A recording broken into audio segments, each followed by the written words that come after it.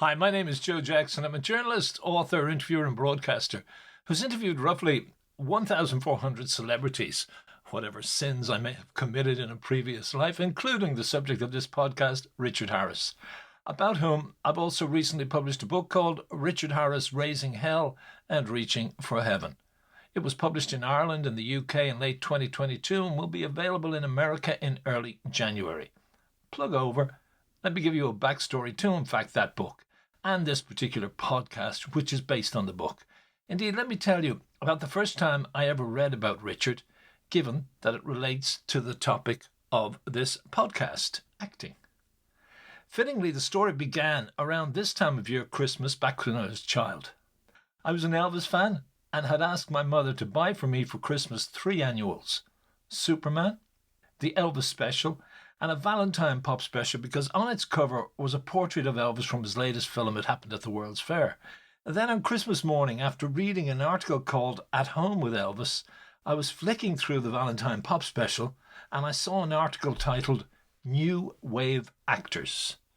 I wondered, were they also swimmers? Either way, above 2 pictures of this fellow Richard Harris, whoever he was, and who it said was the moody and magnificent star of this sporting life, I read this intro to the article. Take a hairstyle like Tony Curtis, profile like Gregory Peck, and physique like Rock Hudson. And a few years back, the British film producer would have told you you had the perfect leading man.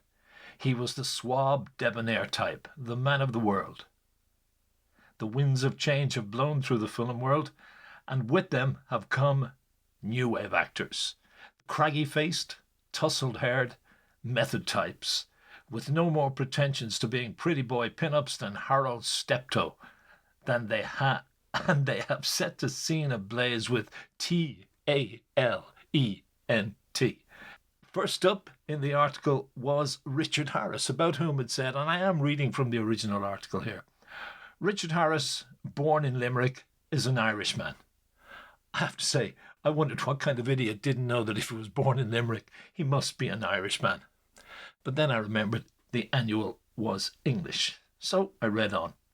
Though his career is soaring now, not long ago he spent his nights walking the embankment and sleeping in a coal cellar. He sank all his savings into a stage production of The Country Girl. The critics liked it, the public didn't. He lost all his money. Richard then was spotted by Lee Strasberg, director of the Actors Studio in New York. Since then, he has played in films like Shake Hands with the Devil and Mutiny on the Bounty.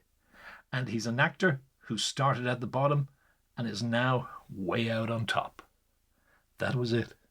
As a kid who'd recently seen a movie called Deadline Midnight, that made me decide that being a journalist was as noble as being a knight of the round table, and who had decided to become a journalist when I grew up, Harris was a hero already, if only because he started at the bottom and was now on top. With all that in mind, you can imagine how thrilling it was for me 25 years later to sit with Richard Harris during our first interview and end up talking about The Method and Stanislavski, about whom I'd read as a would-be playwright. But let me add a preface to what follows.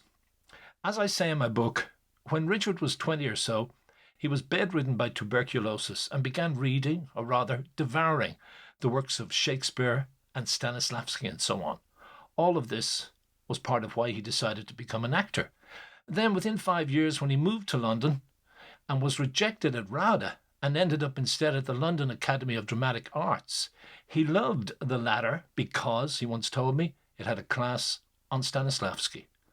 Richard was besotted, not so much by the so-called method, but by the original teachings of the Russian director Konstantin Stanislavski.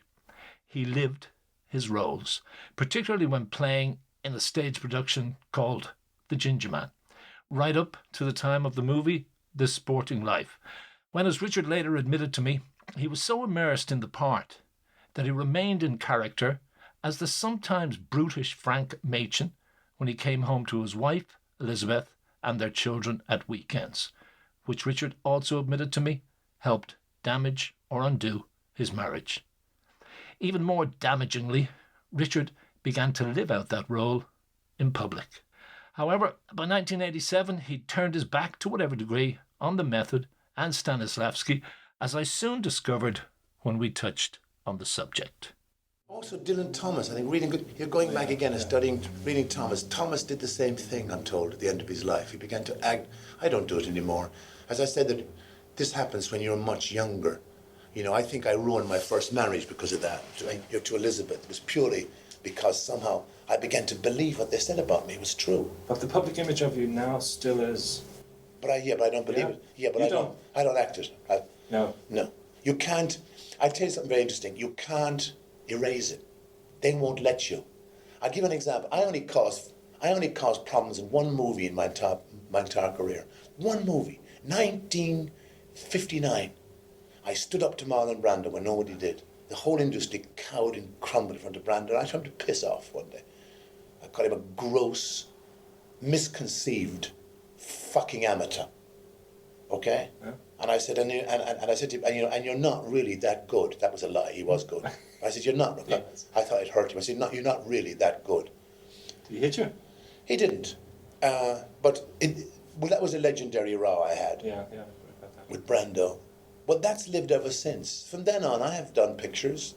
I remember John Huston. I'd argue with the directors, things were wrong. I remember John Huston years ago, someone said to John Huston, in films and filming, what was it like working with Harris? And he said, the next time I read that Richard Harris caused trouble on a film, he said, I'm forced to believe that the director or the producer hasn't done their homework. But reputations are hard to erase, I think. Once you have it, you have it. But it doesn't, I mean, the beauty of getting older, you know. I'm glad I'm not young anymore. No, I'm glad I'm not young anymore. But the beauty of getting older is that you're able to cast off all that. It's totally unimportant. What people think of me is totally unimportant. Is it? Oh yes, totally unimportant. Yeah. So no concern of mine whatsoever. But it cast a shadow in front of you. Still, would it, you know, when you come into social situations, they're kind of saying, oh, here we go. I think that probably sometimes there may be a little tension if I walk into a room. Yeah. I notice the tension, and I don't. Do you sometimes revel in that? I don't do either. No, I don't. I don't do either things. I don't do either thing. I don't try to intimidate, or I don't try to erase it. I just. Sometimes. No, I won't. No. I just behave as if that's what's natural. This is what's happening now. Yeah. Okay, having some form of identity crisis does seem to be an occupational hazard for actors. Knowing where you stand amid all the parts. Yes. Has that ever been troublesome to you? Where I, Richard Harris, stand. It said in the programme I have there for Camelot, Harris not only played the king, he became the man. You've since played that 2,000 times. Has Harris been overtaken by Arthur? I don't think so. I think I'm... it's wonderful. Again, let me answer that. I hope in an interesting way, okay? In your own way. I can't just do it, say yes or no. What happens is that we all believed, stupidly believed as actors. Because I'm going to America next year to teach. I'm going to Scranton University to teach a class in acting. Right. And I love directing. I used to direct all my understudies in Camelot, and they all got on finally, and they became Broadway stars. 3 of them are starting on Broadway last year. Right. Came out of my chorus that I trained for years. And all the theories that I held as a young actor, and that I was passionate about as a young actor, have all reversed. You cannot live apart. This whole idea of not Stanislavski, Mark you, that the American method, a la Lee Strasberg, is an absolute. It's a gigantic misconception.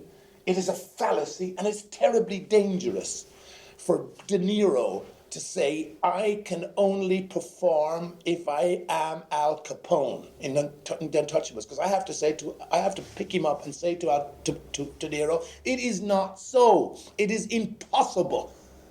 Why is it impossible? It is impossible for an actor of 35 years of age, 42 years of age, to able to turn off 42 years of his life, the tapes that we know are running in our heads, probably from prenatal state. There's some proof that's true. that the mind is picking up information in the mother's womb. It is impossible to turn Richard Harris off. Having been with... See, lads? Well, you know what I mean? Yes. Okay, then. He's turned off by that. You know what I mean? It is impossible to turn him off. To turn him off for 2 months and create 42 years of tapes for Al Capone. It is impossible. But it said you became the man. It's not true. All right, that was just a blurb. No, they believed it. It's not true. But playing a part like that 2,000 times. That's true. I put it off as soon as Turn it off when you walk off the stage. As soon as the curtain comes down, it's over. Yeah? Yeah. I have to admit, I always loved that image of Richard Harris picking up Robert De Niro and telling him he was wrong. But now I want to fast forward to page 298 of my book. I want to read a section from that because this is Richard again talking about actors. This part of the book is actually a recreation of a conversation he and I had in a pub. And I refer to myself in it. I say, in 1996, Harris made another movie in Ireland, Trojan Eddie. 5 years later, when we talked about that, I was dating Charlotte Bradley, who had a small part in the film. Charlotte told me she kept her distance from Harris on the set because some actors seemed to defer to him as if he was the godfather. So I asked Richard Harris if he nurtured that kind of nonsense. No, I don't know why your girlfriend thought that.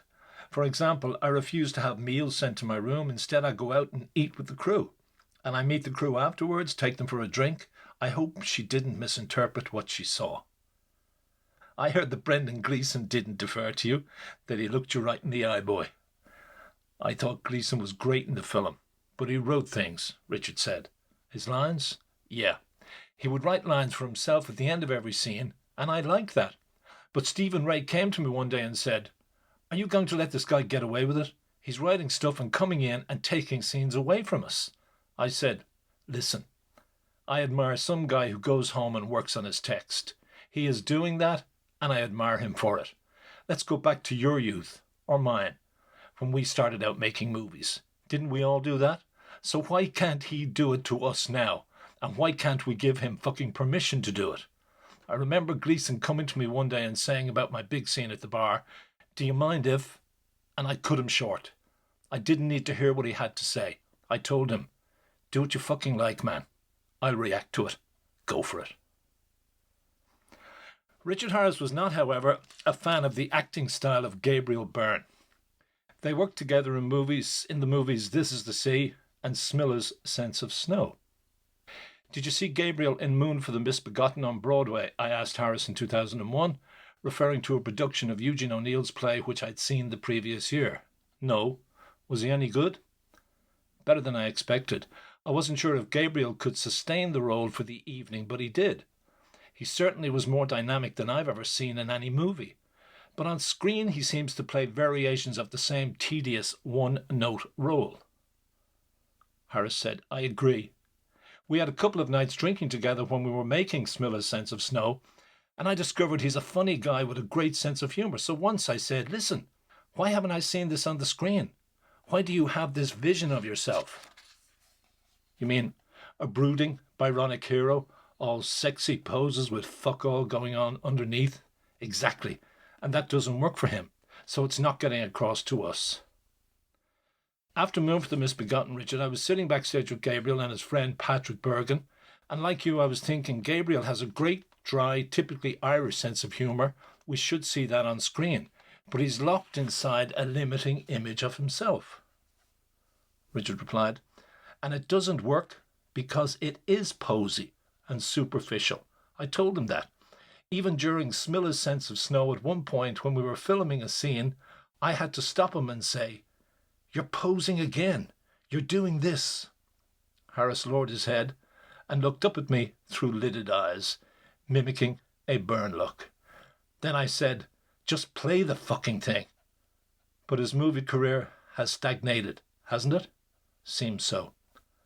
Harris asked me, "By the way, who is Patrick Bergin? Do you mean Tom Berenger?" "No. Bergin got his break in Sleeping with the Enemy with Julia Roberts, remember?" "Oh, him. I went to see that because she was in it. I love Julia Roberts. But I didn't think much of him in the film. he was wooden. And his career has stagnated too, hasn't it? Well, Richard, he told me he thought you allowed your ego to fracture the field.